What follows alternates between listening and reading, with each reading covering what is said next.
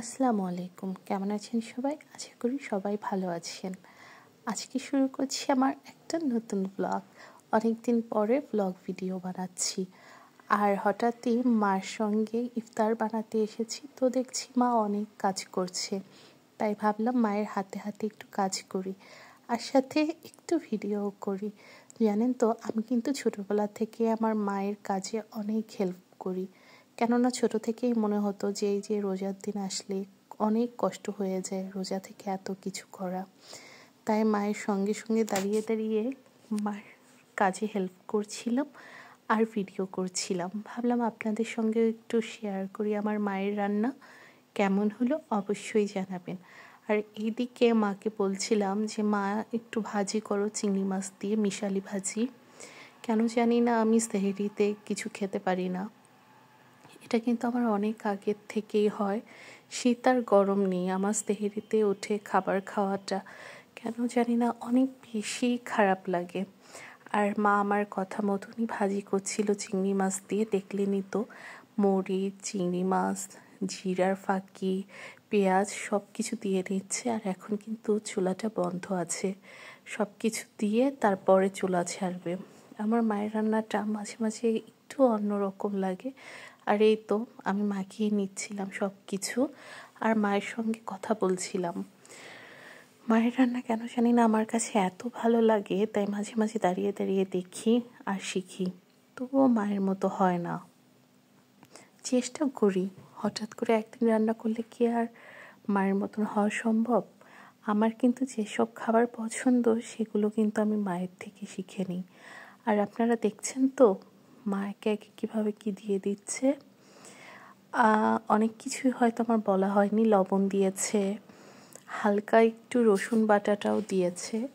আমাদের রসুন বাটাটা অনেক খাওয়া হয়, যেহেতু রসুন ভীষণ উপকারী শরীরের জন্য। আর এই তো একে একে মা দিয়ে দিচ্ছে। আর হ্যাঁ, সেদিন বাজারে যেয়ে হঠাৎ করে চোখে পড়ে গেল হলুদ রঙের ফুলকপি। তাই ভাবলাম নিয়ে যাই। আমার কাছে না কেন জানি না একটু নতুন কিছু দেখলে মনে হয় এটা নিয়ে যাই।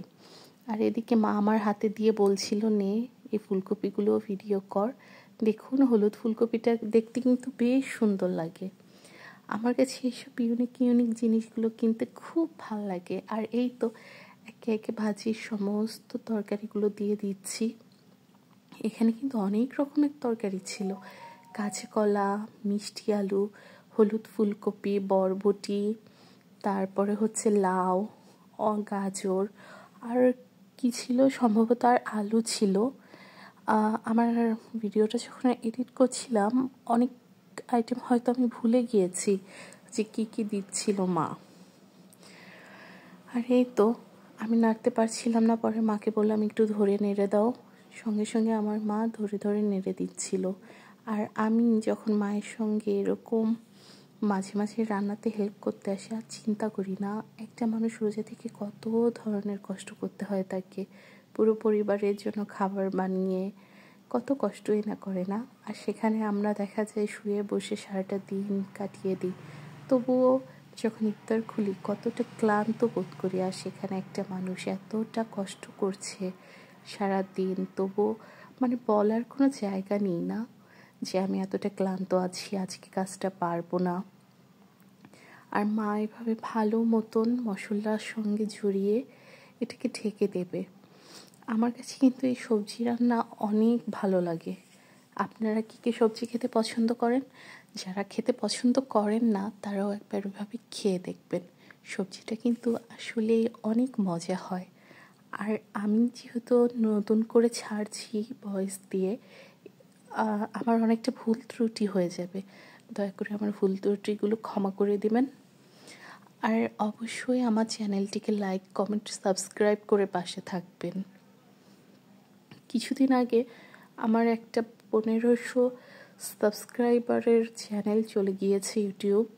কোনোভাবেই আমি সেই চ্যানেলটাকে আনতে পারিনি, এটা নিয়ে খুবই দুঃখে আছি। আর এই তো মা ঢেকে দিল।